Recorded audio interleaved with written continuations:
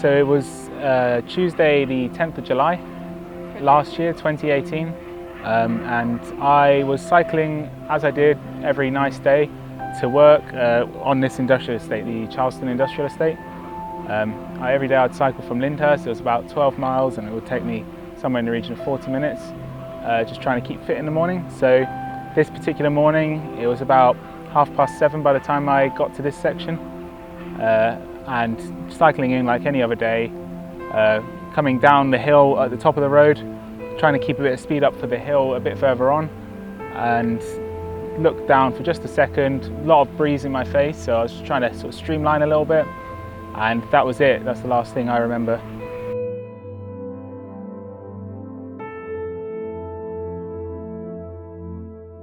So we're here almost 1 year later to revisit what happened. Yeah, very similar. Well, exactly, the weather is similar. Yeah, it was a beautiful day like it is today. The only difference was there was quite a strong breeze that day, and that was one of the reasons why I was really trying to keep my speed up, because if a strong breeze on a hill really makes for a difficult cycle. So we're on the industrial estate, and this is actually where I had my accident. So the lorry was parked somewhere about here, and I just come from this corner behind, came round slightly downhill, picked up a bit of speed, ready to go up the hill just here, and it's quite a blind bend, as you'll see in the video. So I looked down for a second and that was enough. I just missed it, went straight into the back of the lorry. So not the nicest experience. And this is the blind corner that I was coming round off a small downhill, so I was going fairly fast, trying to keep my speed up for an uphill coming. And the lorry was parked just on this corner here. And I just looked down for just a second and I was in the back of it, and it was too late, unfortunately. And this is the hill I was trying to keep my speed up for.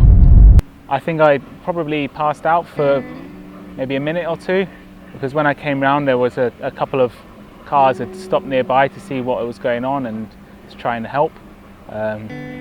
This guy was telling me roughly what had happened. I think he had just about caught the end of it. I don't know if he'd seen the whole thing. But yeah, I woke up on my bike in a lot of pain, and fortunately, because this is a chemical industrial estate, some of the big plants here actually have their own emergency response teams. So actually one of the local plants dispatched their fire engine, who came, and they are the ones who assisted in getting me off the bike and actually cutting it up into lots of pieces, which is a bit of a shame, but I couldn't use it anyway. And then the ambulance came from Southampton General to come and pick me up. I did get promised an air ambulance at first, and I was quite excited about that, despite being in a lot of pain. But unfortunately, that never came, and it was close enough for the main ambulance to come and get me. So the fire engine came by, and because I was in a bit of a precarious position and it was a spinal injury, they had to be really careful getting me off the bike. So they actually cut the bike up into about 7 pieces, and we actually still have the pieces at home, don't we, Claire? Mm-hmm. And the helmet was shredded into pieces, but I was lucky I was wearing it, otherwise that could have been my head. Revisiting the accident. So this here is the remnants of the bike and the clothes that Craig was wearing during his accident. Would you like to come and talk us through it? Or you know more than I do. So when I came off, I was still lying on the bike, so they had to cut it away to safely get me off it without making my injuries any worse. So they had to cut the saddle off, the pannier rack off. They had to cut the frame in 2 places, here and here.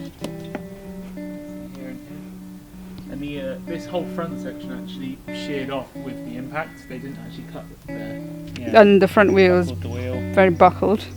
Presumably you crashed. This bit must have crashed.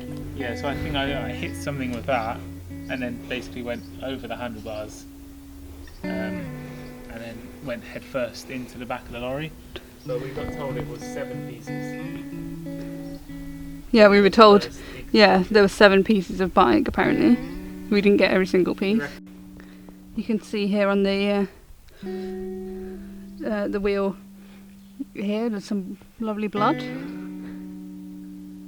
There are random like splatters of blood on the bike. And then here we have the clothing, the shirt here, also cut in many places. We just reassembled it, but they've cut down the arm, down the front, on this arm, and then these bits, so it's quite completely cut up. And then there's, if you look on the back of the shirt, can I hold it the other way around? There's oh wait, it's not really showing up in this, but there's considerable blood spatter. This is actually oil, I think. That's like bike grease mixed with bike grease mixed with chain mixed with blood. Yeah, that is the chain imprint, definitely. Yeah. This is the first time we've actually properly examined this. We just sort of took it back from the hospital in the bag that we were given and never really haven't actually properly looked at it. But yeah, there's like loads of blood there. And then the piece de resistance, the helmet, which is, well, like, this is why you should always wear a helmet. Yeah, because you never know what might happen. Because look at this, and just imagine if he wasn't wearing a helmet, if this was your head, just look at it. Yeah, see this. So this is like, See a bit better. so you can see. And this hasn't been cut at all. This is all just from the impact. Yes. It's all just completely come apart. Wait, hold it still so I can. Yeah, it's all just completely. Yeah, crushed. this is just so the foam's all just smashed up, and then this that bit's always loose. But then there's let me just get that angle. You can see there's blood here, blood here. And if you remember, I had a big cut down my head. Yeah, you did. It was about here, so Yeah. probably where all that Look, come there's from. all that blood there. It's probably come from like there. yeah. And then we were wondering if once There's it possibly that was what disconnected, actually I caused then the cut. actually got cut But by that. I mean, it's better to have a cut than you had a big bump actually as well. Remember? Well, you probably don't remember. You had a massive lump there as well where that cut was. But yeah, if that wasn't the helmet, that right there would have been your head taking the impact. And then this front visor's snapped off, and these are some bits of the foam that we don't even know where they've come from. They've come off, and then we only have half of this, but the sunglasses he was wearing at the time, and we're missing a lens and half of it. We don't know what's happened to that. No, and that was broken off as well. The lens is all like scratched up and everything. We don't know what state the other half was in because we never saw it, so it could have been completely shattered. So the takeaway from all this really is, if you're riding a bike, even if you don't, it doesn't have to be serious mountain biking or anything, however easy you think the cycle ride is, really, you should always wear your helmet, because there's always this risk. Like, we didn't think this was a high risk cycle ride, and look what happened. So always wear your helmet. Then it takes a second of sort of lapse of judgment to cause an accident, either by you or by someone else. Yeah, exactly. Even if you're really careful, someone else could like knock you off or something. So safety first. do you remember anything? I remember before. I remember waking up. I remember going cycling. I remember the journey up until the crash. I don't remember the actual crash itself, but I remember. Well, I kind of remember sort of dreaming about it. Like having a weird dream that I'd crashed my bike, and then basically waking up and being in a lot of pain and not able to move my legs or anything, which was a bit odd. So it took me a couple of minutes to actually figure out that it was real, and what had happened. But yeah, I was kind of stuck in the same position, like looking mostly at the sky really. Wasn't really sure. I knew stuff was happening around me, but I couldn't see exactly what was happening. So people were telling me they were like cutting the bike to get it out, and I could sort of hear commotion going on, but I didn't really know exactly what was going on. But I was quite happy for them to do it, because I was laying on the bike and it was pretty painful, and I just wanted them to get it out from under me so I could be on a more comfortable surface. Yeah, it's a bit of a mess.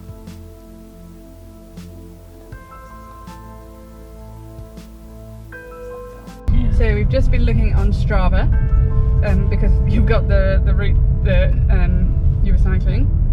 Yeah, I actually was tracking my route. So just here. Yeah, it was about opposite this Hey, look, I junction. wonder if it's why they've got those dents in the side barriers.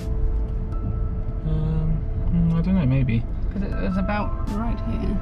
Is approximately where it was. What would have dented it then? I don't know. 'Cause I Maybe didn't them know. with their equipment.